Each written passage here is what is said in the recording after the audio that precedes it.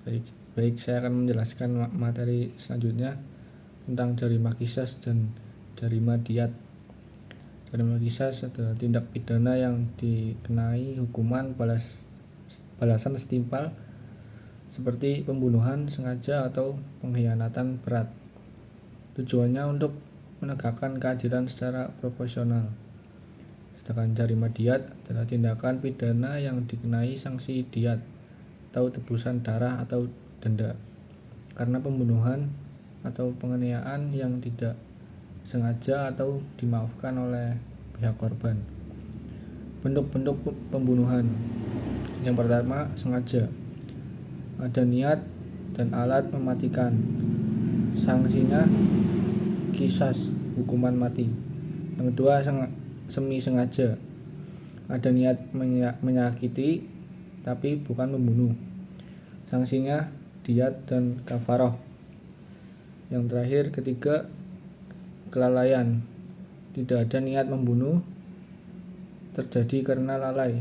Sanksinya diyat dan kafaroh. Selanjutnya, hukum sanksi qisas diberlakukan untuk pembunuhan sengaja, terus dapat digugurkan jika keluarga korban memaafkan dan diganti dengan diyat. Terus dasar hukum ada pada Al-Quran surah Al-Baqarah ayat 178. Macam-macam jarima diyat. Yang ada 3 macam-macam jarima diyat. Yang pertama, diyat penuh untuk pembunuhan tidak sengaja atau semi sengaja. Terus diyat luka-luka tergantung jenis dan tingkat luka,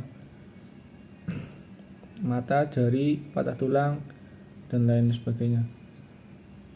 Yang terakhir, ketiga, dapat dibayar dalam bentuk uang atau harta sesuai kesepakatan. Ya, saya akan melanjutkan materi yang terakhir, reformasi dan positifikasi hukum Islam di Indonesia.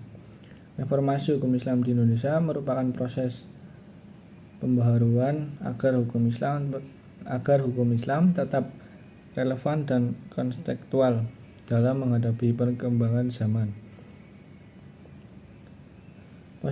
Positifikasi hukum Islam adalah upaya memasukkan nilai dan norma hukum Islam ke dalam sistem hukum nasional agar memiliki kekuatan hukum mengikat secara formal. Sedangkan proses reformasi ini tidak terjadi secara instan, melainkan melalui jalur legislasi, pembentukan peraturan perundang-undangan, kodifikasi hingga praktik peradilan. Tujuan utamanya adalah menyelaraskan prinsip-prinsip hukum Islam dengan sistem hukum nasional Indonesia yang berlandaskan Pancasila dan Undang-Undang 1945. Salah satu tonggak penting adalah lahirnya Undang-Undang Peradilan Agama, yakni Undang-Undang Nomor 7 Tahun 1989 yang kemudian diperbarui melalui Undang-Undang Nomor 3 Tahun 2006 dan Undang-Undang Nomor 50 Tahun 2009. Undang-undang ini memperluas kewenangan peradilan agama dalam menangani perkara-perkara seperti perkawinan, waris, wakaf, hingga zakat. Khusus bagi umat Islam,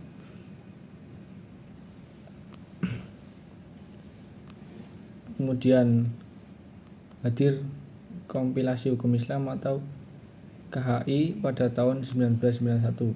KHI merupakan kodifikasi hukum Islam yang disusun oleh pemerintah dan dijadikan pedoman bagi hakim pengadilan agama. Di dalamnya terdapat aturan lengkap mengenai hukum perkawinan, kewarisan, dan wakaf yang disusun secara sistematis dan disesuaikan dengan tata hukum nasional.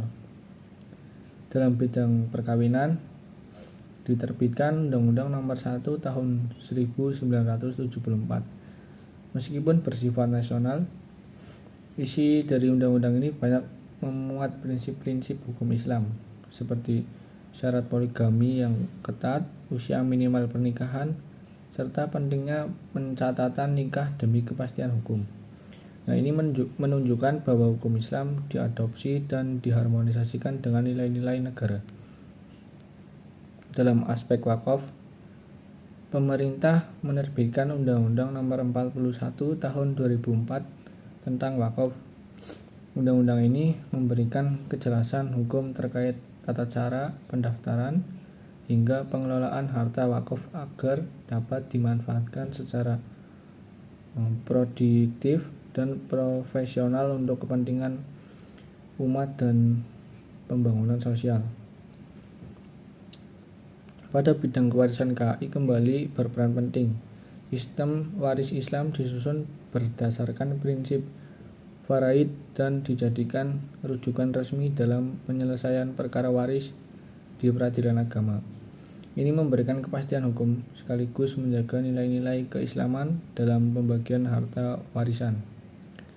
Tak kalah penting dalam hal zakat diterbitkan Undang-Undang Nomor 23 Tahun 2011. Undang-undang ini mengatur tata kelola zakat secara nasional dengan membentuk Basnas sebagai badan resmi negara. Zakat tak hanya dipandang sebagai kewajiban agama, tetapi juga sebagai instrumen pemberdayaan sosial yang terintegrasi dalam kebijakan pembangunan nasional. Dengan demikian, reformasi dan positifikasi hukum Islam bukan hanya upaya pelestarian nilai-nilai syariah, melainkan juga bagian dari strategi hukum nasional untuk menciptakan sistem hukum yang inklusif, berkeadilan, dan sesuai dengan nilai-nilai kebangsaan. Demikian yang dapat saya sampaikan. Kurang lebihnya mohon maaf. Wassalamualaikum warahmatullahi wabarakatuh.